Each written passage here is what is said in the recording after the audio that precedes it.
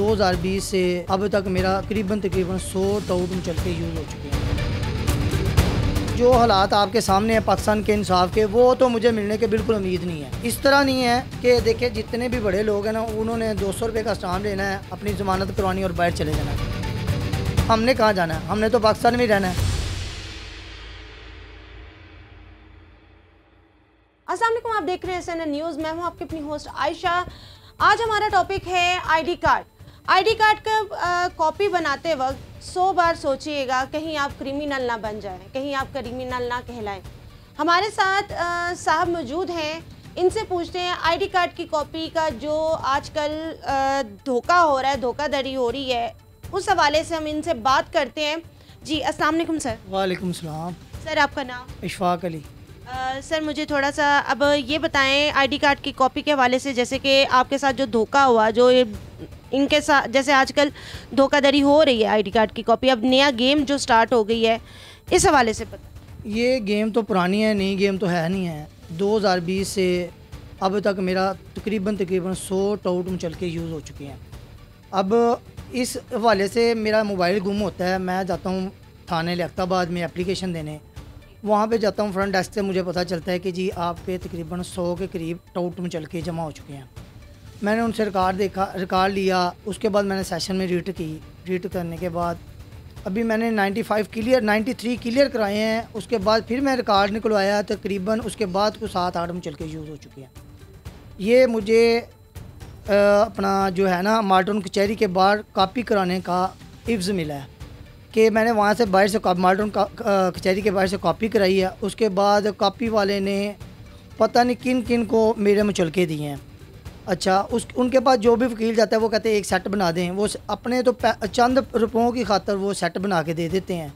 उन्हें ये नहीं पता चलता कि आगे क्या होना है। अब मेरे 100 टाउट मुचलके इस्तेमाल हो चुके हैं। ना मैं कहीं उम्रा के लिए न जा सकता हूँ, ना कहीं मैं बाहर आउट ऑफ कंट्री जा सकता हूँ, क्योंकि मेरा रिकॉर्ड सामने है। और जो हालात आपके सामने हैं पाकिस्तान के इंसाफ के, वो तो मुझे मिलने के बिल्कुल उम्मीद नहीं है। इस तरह नहीं है कि देखिए जितने भी बड़े लोग हैं ना, उन्होंने 200 रुपये का स्टाम्प लेना है, अपनी ज़मानत करवानी और बाहर चले जाना है। हमने कहाँ जाना है? हमने तो पाकिस्तान में ही रहना है, पाकिस्तान में जीना और पाकिस्तान में ही मरना है। अब मेरी अदलिया से यही रिक्वेस्ट है कि अब जो मेरे साथ कर रहे हैं वो लोगों के साथ ना करें। सिविल जज साहब क्या करते हैं जी, रीडर साहब ने फ़ाइल आगे रखी है, उन्होंने साइन कर दिए हैं। उन्होंने ये नहीं देखना कि ज़मानती टाउट चलके वाला मौजूद है या नहीं है।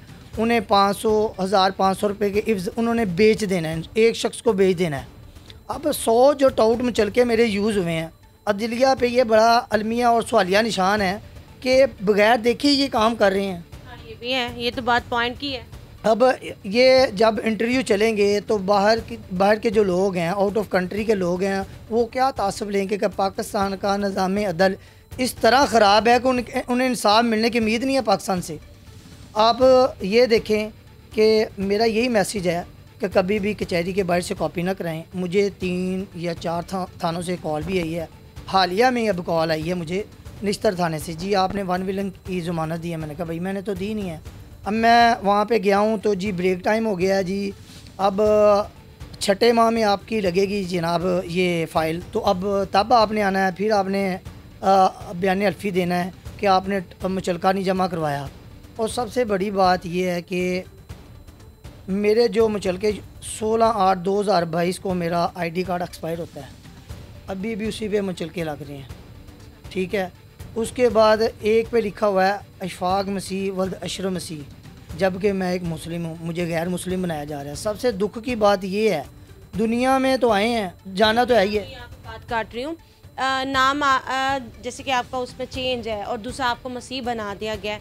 दूसरा एक्सपायरी जब डेट आती है उसकी आईडी कार्ड की, वो तो एक कंप्यूटराइज्ड आ जाती है, तो कंप्यूटराइज में तो एक एक्सपायरी आ जाता है, तो उस पर तो मुद्दत होती है कि जी आपका अब तो मैं पूरे 20 कह लें कि साल का भी आपको ये कितने सालों का बन जाता है, ये सारी ज़िंदगी का इसका वाक़या है। तो अब देखें ना 16/8/2022 को मेरा वो आईडी कार्ड एक्सपायर हुआ है। अब जो मैंने नया आईडी कार्ड बनाया, मैं तो अदालत के करीब से वो कॉपी भी नहीं मैंने करवाई। यूज़ कैसे करते थे आप? वो क्या करते हैं कि उसने अगर 4 कापियाँ बनाई हैं ना, 2 कापियाँ उन्होंने ख़राब करके नीचे फेंक दी, ये ख़राब हो गई हैं। सादा लवा जो लोग होते हैं ना, वो उठाते हैं, वो कहते हैं यार ख़राब हो गई फेंक दें। पहली बात है कि वो जो ख़राब कापी करेंगे पहले हाथों उसको पकड़ें, फिर अपने वो सही वाली कापी यूज़ करें, क्योंकि उन्होंने जो ख़राब कापी ना वो कारआमद लिया नहीं है, उसको साथ नाम चेंज कर दिया, ऊपर पिक्चर चेंज कर देंगे, ठीक है। पिक्चर चेंज करते करते करते करते आज ये हाल हो गया कि मेरे 100 मुचलके लग चुके हैं। ये बताएं पिक्चर कैसे चेंज होती ये नादरा से वो डाटा ले लेते हैं, क्योंकि उनके लिंक्स होते हैं, वो पैसे वगैरह दे के डाटा ले लेते हैं। नाम आईडी कार्ड मेरा यूज़ हो रहा है, पिक्चर किसी की यूज़ हो रही है।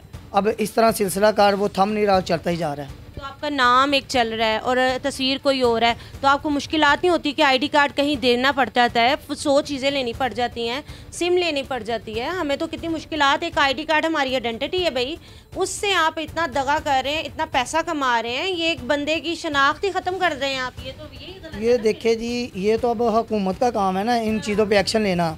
मुझे जब पता चला, मैंने अपने नज़रिए से जब वर्किंग शुरू की तो मैंने पहली डीआईजी इन्वेस्टिगेशन को, डीआईजी ऑपरेशन को, सीसीपी लाहौर में भी एप्लीकेशन दी। उसके बाद मैंने आईजी पंजाब के ऑफिस में एप्लीकेशन दी, तो मुझे डीआईजी इन्वेस्टिगेशन से कॉल आई कि आप आएँ इधर। हम जब गए, जी आपका ये हमारे मुतलका काम नहीं है, ये अदालत का काम है। मैं कहा देखें, मैं यहाँ पे इंसाफ मांगने नहीं आया, मैं आपको आगाह करने आया कि भाई नेक्स्ट टाइम जो ये काम चल रहा है ये रुक सकता है कि नहीं। अब ये रुकने वाला तो है नहीं है, ये अब चलता ही जाएगा। अब अल्लाह ही हफ़ज़ है, इनका क्या बनना क्या नहीं है। तो ये हमारे जो पुलिस या ये हुकूमत है, आप किसको कसूरवार ठहराते हैं? ये देखिए जी, इसमें अदलिया भी शामिल है, पुलिस भी शामिल है, इसमें एजेंसियाँ भी शामिल हैं, क्योंकि इनको सबको पता होता है कि हमारे मुतल्लिका अदालतों में क्या काम हो रहा है। अब नवाज शरीफ साहब जब 200 रुपये का उन्होंने स्टाम्प कराया, ज़मानत कराई और चले गए हैं, बाहर चले गए हैं। अब मैं ना तो कहीं बाहर जा सकता हूँ तो ना कहीं और जा सकता हूँ। मैं जहाँ पे जाऊँगा, उन्होंने जब आईडी कार्ड लगाना है तो ज़ाहिर बात है मैं चल के आए। उन्होंने कहा अपनी इतनी ज़मानत है, जिसमें फ़्रॉड की भी हैं, शराब की भी हैं, और ऐसी ऐसी हैं जिनका मेरा नाम भी नहीं लेना चाहता, जिनकी मैंने कभी ज़मानत ही नहीं दी। आपकी तो एक महल रिहाइश पे भी एक आइडेंटिटी कार्ड चलता है, आपका तो आईडी कार्ड चलता है, जिसपे आपको पूछते हैं कि आपके घर में कितने अफराद हैं। उस हवाले से कभी मुश्किलात नहीं आएंगी? कहीं आईडी कार्ड देना पड़ जाता है, ओरिजिनल आईडी कार्ड पे आपकी अपनी तस्वीर है? जी, ओरिजिनल आईडी कार्ड पे, अब जो मेरे पास ओरिजिनल आईडी कार्ड, उसमें क्या मसीह वगैरह आ रहा है? उसमें नहीं आ रहा। ये जो मुचलके लगे ना, उसमें एक मुचलका लगा है जिसमें मेरे नाम के आगे लिखा हुआ है इशफाक मसीह वल्द अशरफ मसीह, जबकि मेरा नाम इशफाक अली है, मेरे वालिद का नाम मोहम्मद शरीफ है। मेरा तो कोई तल्लक ही नहीं इनसे। यहाँ पर तो फिर अदालती तौर पर यही कहेंगे कि जो आप एजेंसियाँ वगैरह बैठी हुई हैं, ये लोग गलत काम कर रहे हैं, धांधली कर रहे हैं, आप लोग सोए हुए हैं और आप लोगों को इतना नहीं पता कि एक बंदे के साथ आप नाम कौन सा जोड़े हैं, जो मुसलमान से उसको मसीह कर दिए आपने। उसने वो कार्ड से वो ना कहीं बाहर जा सकता है और ना ही वो कहीं दूसरे शहर जा सकता है।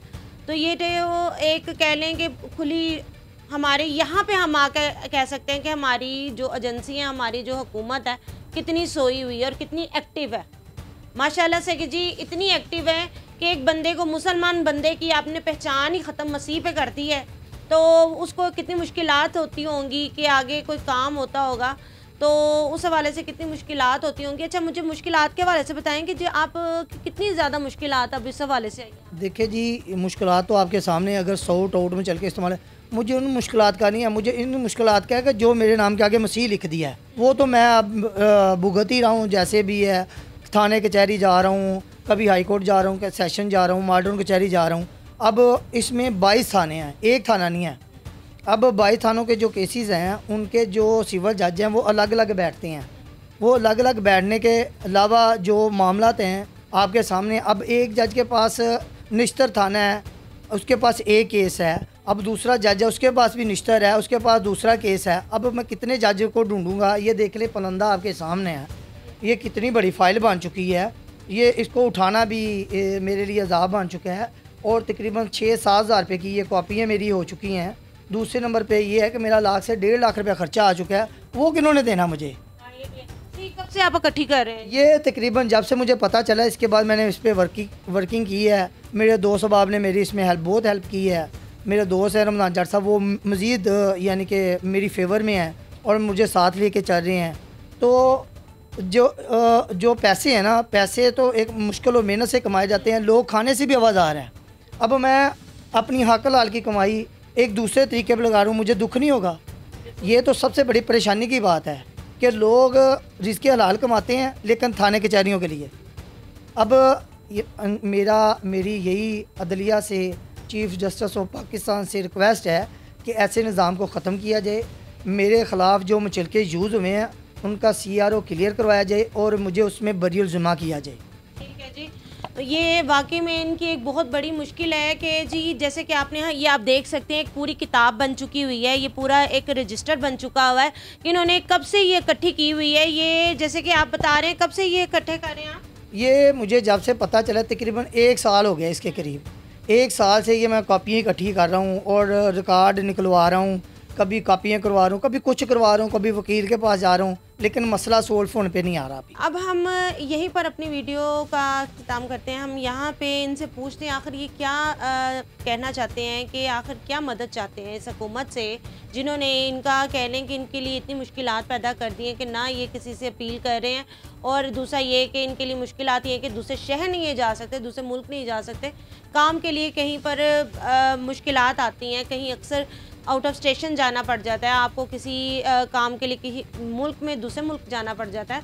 इस हवाले से आप क्या कहना चाहते हैं, किससे मदद मांगना? ये तो चीफ़ जस्टिस हाई कोर्ट का अब फैसला है, क्योंकि सेशन का भी नहीं बस का काम रहा। सिविल तो वैसे ही आपको पता है फ्रॉड है। अब वो क्या सलूक करते हैं ये तो अल्लाह और उसका रसूल ही बेहतर जानता है। हमने तो कोशिश की है कि हमें इंसाफ मिले, और इंसाफ मिलना भी चाहिए क्योंकि हम पाकिस्तान के शहरी हैं।